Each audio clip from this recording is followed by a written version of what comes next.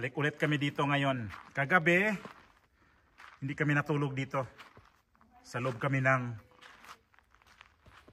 bahay na tulog. Diyan. Ang init talaga. Electric fan. Ang init talaga. Kala namin kagabi, matulog kami ng maayos kasi ano naman, hindi masyadong mataas ang temperature. So, kaya bumalik kami dito ulit ngayon kasi ang init talaga sa loob.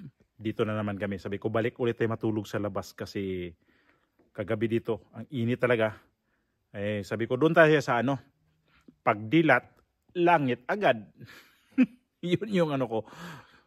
Di talaga kami mas komportable kami dito matulog sa labas. Dito sa labas. Dito. Di lang namin nilatag pa yung kama kasi yung mga aso mauna pang papatong dyan eh. Excited din sila dito. Wala pa talaga, hindi pa talaga ito baba tong temperature dito. Kaya dito na naman kami ngayong gabi. Kasi ayan yung langit oh. Walang kaulap-ulap. Ay mga bituin. Kita-kita ng ganyan. Wala talaga. So no choice, tulog tayo ulit dito. Madaron. Yung namin. Parang dyan, parang naka-dim light lang yan. Ito yung pinaka namin. Lugar dito kung saan kami. Puno ng sa puno na yan. Tapos ng palmira na yan. Tapos dito sa kalagitnaan kami ng dalawang punong halaman na yan. Ayan. Balik Bermuda. Tapos tingala ka sa langit. Pagdilat ng mata. Mga bituin makikita mo. Ngayon siguro late ang buwan.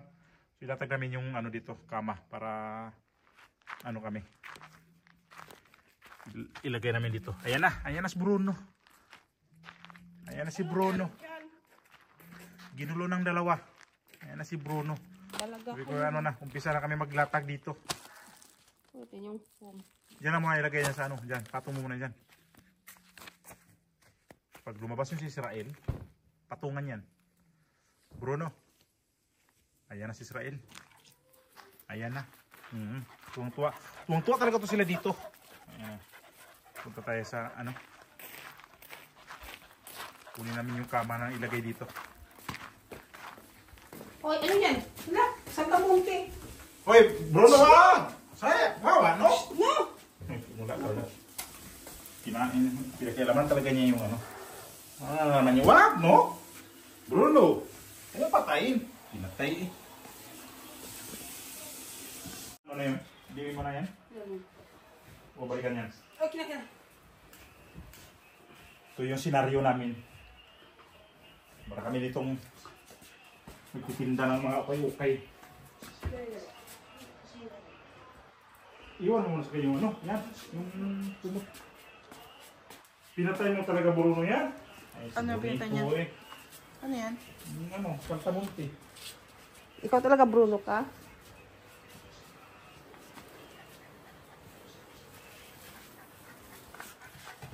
Kapan. Huwag mo patayin, sinatay na talaga. Wala na talaga. Ba't di man na itong bitiritso na ito bumaba? Ano ba yan? Ayan. Latag-latag na naman. Mga aso oh. Tuwang-tuwa yan. Pag dito matulog. Wala naman silang dito.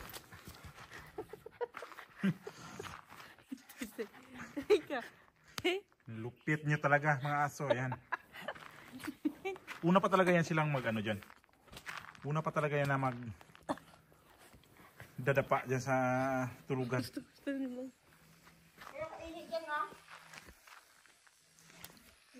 Ayan pa isa ho. Lalabas yan. Di yan dito sumasali sa amin masyado. Ayan. Di yan sumasali dito. Ayan lalabas. Ihirang yan. Tapos babalik sa loob. Oy! Dito ka matulog, Nok? Kuro dito ako matulog. Dito siguro kung hindi ka. Hindi yan. Doon yung talaga sa kwarto. Umuwi na. Ayun na. Umuwi na yan. Papasok na yan sa kwarto nila ni Kili. Sumilip lang yan. Ay hindi. Dumiretso doon. Hindi siya dumiretso sa kwarto. Ganito. Tulog ha. Ito yung realidad ha. Pag Pikit ng mata ganyan. Pikit, no? Pag dilat mo, sus, langit agad. Mga bituin agad makita mo dyan. Ayan yung mga bituin na yan. Yun na makikita pag dilat. Ganyan. Pero dadami yung bituin niya pag mamamad ng madaling araw. Dito, pag natulog kami, ang maririnig dito, yan, mga tahol ng aso. Tapos ito si Bruno at si Israel. Pag nakaramdam sila ng mga ano-ano dyan, talagang puntahan nila. Tapos ang ingay. Pero ganun din sa loob, ano talaga namin, maririnig. Kaya lang itong... Sino yun? Matahol? Si ano? Felipe? Felipe yan. Lirio, masyado tumatahol. Ito si ano? Ito si Bruno. Sabi ko nga, alerto yan. Init, no? Mabilis talaga yan tumakbo kung saan yung nakaramdaman nila Israel. Init talaga. Ba't akala ko nga, bababa ang temperature? Init kaya kasi walang hangin. Parang parang gabi na gabi, malamig na kasi. Doon tayo natulog sa loob eh. Hindi malamig ha? Kagabi malamig? Hindi. Anong grado kagabi doon? Pero okay. Electric fan. One na nga kagabi electric fan doon. Hindi, to. Ako naglagay doon eh. Hindi ba pwede ka electric fan, Miray? Hindi ako electric fan yan eh. Pag di mag-electric fan, ang init. Okay. Sabi niya, okay lang. Okay lang na anong oras ako na pumasok sa kwarto alauna, no? Alauna. Kagabi? Alauna media siguro. Ang mga ganyan, launa. Kasi nag-shot kami ni Kili. Dalawa. Nood ng football. May football ba kagabi? Wala. Hindi, YouTube. Mga aso. Yung mga dog show. Nanood kami ng dog show sa YouTube. Nanood kami. Tapos nung natapos, nakadalawang dalawang baso. Diba, tulog na ako. Tinapos ko lang yung bote din. Paubos na. Tinapos ko na lang din yun. Nun, tulog na ako. Si Miray na una na tulog. Nakahiga. Mainit pa din eh. Ewan ko ba pag yung init kasi galing sa loob, labas, pag parang pumapasok sa loob. Ngayon mas mainit talaga. Mainit ngayon nga. Di ko ramdam na lumamig ng konti kasi bababa daw ang temperature. Ewan ko ba. Tingnan ko nga yung temperature dito sa sa cellphone ko. Tingnan ko na, in-screenshot ko yung temperature. 26 ngayon gabi daw. Pero pumapalo pa rin ng 35 degree itong buong araw na to. Mula kanina. Pero ngayong oras na to, anong oras na? 11:45. Sa relo ko ngayon, 26 grado. Pero di ko nakaramdam na 26. Itong grado na to, nasa 30 to . Init. Ano yan? Imagine pag ganito sa Pilipinas, pag dito matulog gabi-gabi ka sa labas sa labas ng bahay, parang na eh. Hindi nakataka doon kasi nakakatakot talaga. Nakakatakot, saka parang nakakahiya na rin. Ano ba itong mga tao na to? Sa labas ka na tutulog araw-araw. Oy, gabi-gabi kayo na tutulog sa labas. Bumili ka ng aircon. Paano kung wala tayong pambili ng aircon? Di matulog talaga sa labas. Diba kayo, ilaw na yan. Yung sa pintuan namin, papatayin yan. Mamaya, wala yan. Yun pag dito. Ang ginagawa ko dito, pag natulog ako, kunyari, ganito, tulog na. Pag nadilat ko na mata na ganyan, langit agad. Tatalikod ako ng ganyan. Gigilid ako ng ganyan. Tapos takpan ko yung mata ko sa kumot. Yung buwan talaga. Gabing laki talagang buwan. Ngayon matagal yata ang buwan lalabas. Kasi parang nakita natin ng umaga. Yan mo tayo nagising kanina eh. Late na tayo nagising. Ay sa loob din bahay pala.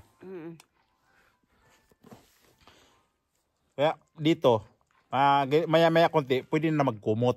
Pero pag sa loob ng bahay, hanggang umaga, wala akong t-shirt, wala akong kumot. Ang hirap matulog din pag talaga. Mas gusto ko talaga ang winter. Winter kasi.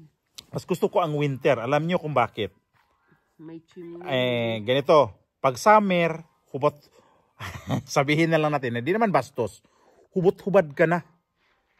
Mainit pa din, may electric fan. Kung wala kang electric fan, wala kang aircon, hubot-hubad ka na. Lahat-lahat wala ka na. Ano pang sunod mong hubarin? Wala na eh. Init pa din.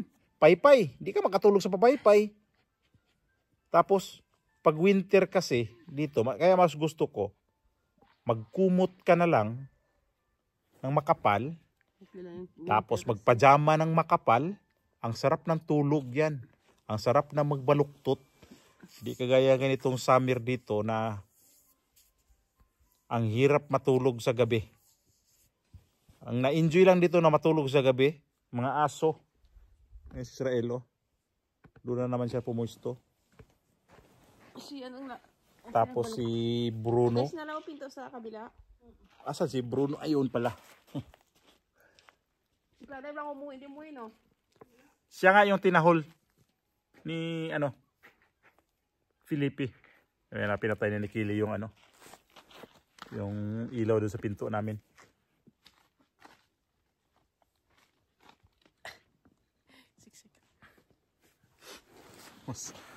Mas talaga, mas komportable matulog para sa akin ang winter. Ikaw kailan sana winter matulog?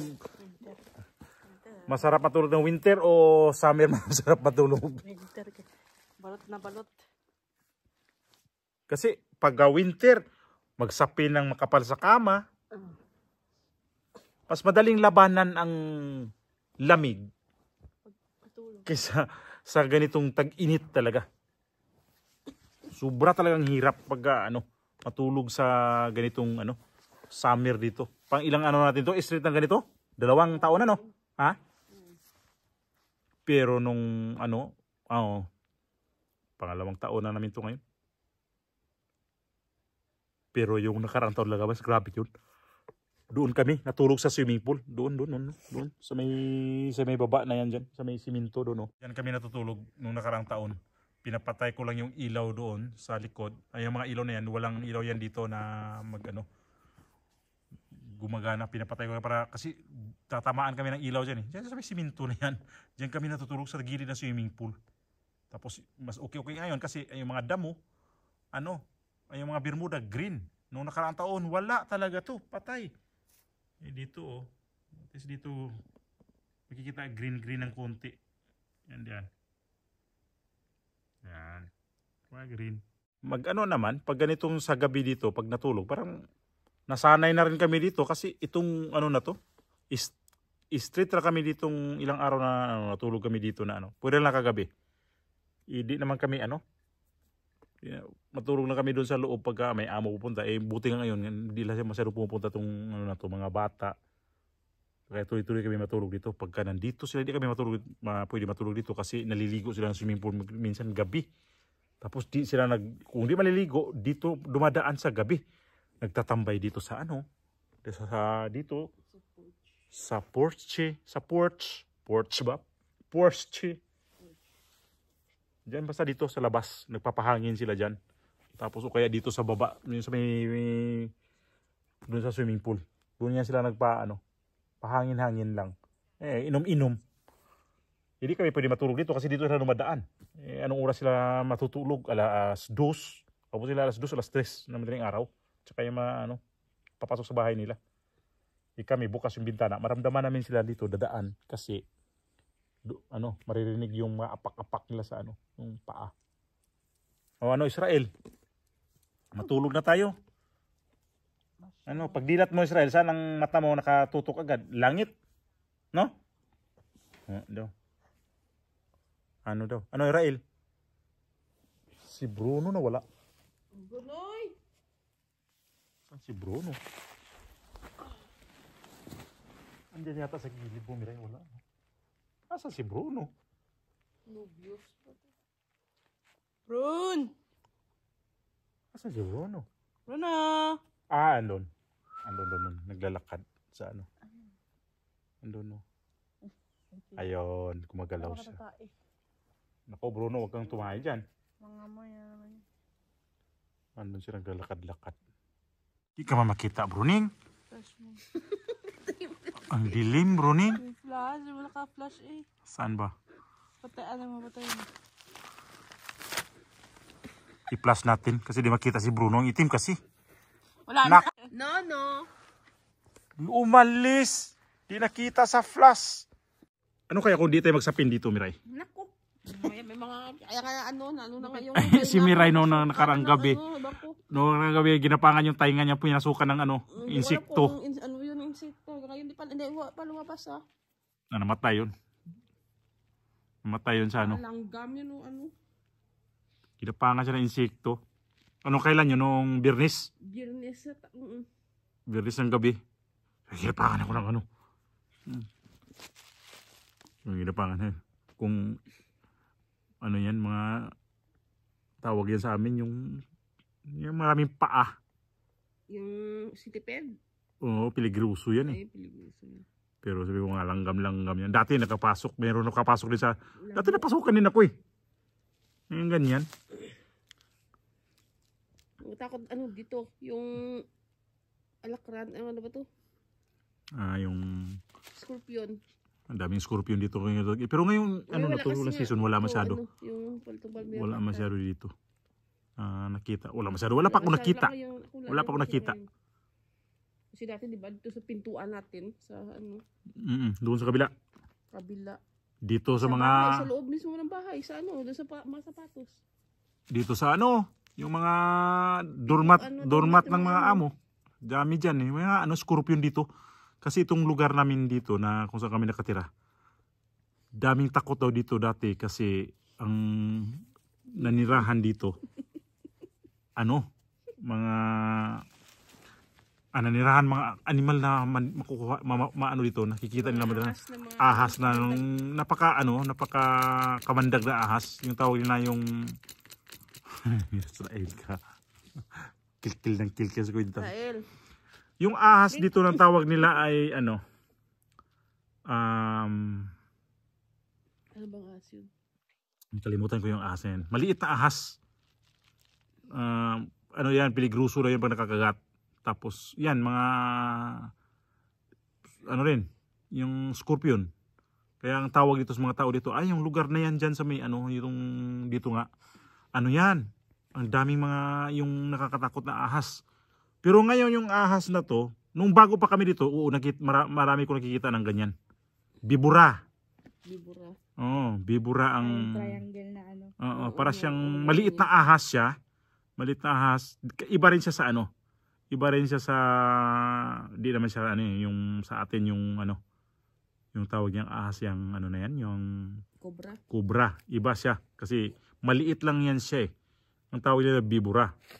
Tapos... Pagka nakakagat daw yan, piligruso nga at saka yung isa pa, yung pangalawang piligrusong asid yung alikante.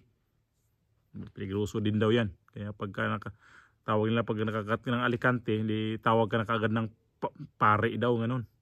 Pero mas piligruso daw itong ano, bibura. Tapos itong ano, yung scorpion, kasi yung scorpion dito, yung kasama namin doon nakatira doon sa taas, kung saan sa bahay nila, nakagat ng scorpion.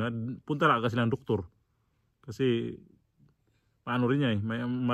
Maraming may ano rin siya, may binom din eh. Kaya kailangan injeksyonan. Tapos ngayong taon na to wala naman masyado. Mga daga dito. Di ko nag-ano kasi nag-expect ako na maraming daga kasi yung pusa nandito, yung pusa. Dalawang pusa. Saka may mapupunta pa dito ibang pusa. Siguro na ano na takot ang mga daga. Hindi ngayon wala mga ano, mga ahas. Wala masyado. Ahas, dapat ang ahas kasi dito, pag mga spring pa lang nandyan na yan eh. Lalo pag sobrang umpisa yung init na yung ano, temperature, yan ang lalabas na ahas. Ngayong taon na to wala akong nakitang ahas. Iba ngayon. Kasi nga nandito si ano, yung dalawa, pagala-gala. Nung nakaraang taon, di ba nakapatay rin si ano, si Prada ng maliit na ahas. Si Prada, mga ibon na madala niya. Ano dito? Umpisa na yung medyo malamig, tapos ang dilim lang ng kuha ng video ko. Pagtiyagaan nyo lang yung panoorin. Basta ito yung ano namin. Istorya namin pag tuwing summer. Ang Hirap na sitwasyon namin pag ganito. Kasi, yun nga, latag sa gabi, ligpit sa umaga. Tapos, pakiramdaman pa namin kung ano kaya to. Lalamig kaya ang temperature. Noong Biyernes ng gabi, kasi ganitong buong weekend di kami nagtrabaho ni Miray. Kinuha namin yung buong weekend kasi itong weekend na may dura kami na may pupunta itong darating. Anong oras namin kami makauwi?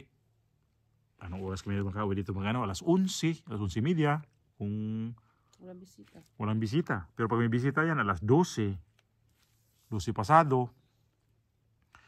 Kaya sabi, kuha tayo ng weekend. Hindi, kumuha kami ng weekend talaga. Kahapon sa ngayon. Tsaka, maano naman, maano yung trabaho namin kasi hindi naman talaga pumunta yung amo namin dito. Pagkatapos nito, ayan na. Itong expected namin itong sunod linggo kung may pupunta. Di umpisa na yan. Pero pag walang pupunta sa sunod linggo, pag walang pupunta itong linggo na to, sa sunod na yan, sure na yan kasi September na eh. O tama, September kasi 20 plus na ngayon, 25 na. Karaan, walang pumunta mga bata. Mga bata, wala Ayan, mga sa biyahe. wala mga amo.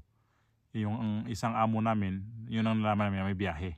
Sa ibang bansa sila ngayon. Tapos yung tatlo din namin, alam kung saan saan to nagliwaliw ngayon, baka nag-beach pa to. Kasi ngayong taon na to, iba naman talaga eh. Kasi huli na tong sobrang init na pumasok.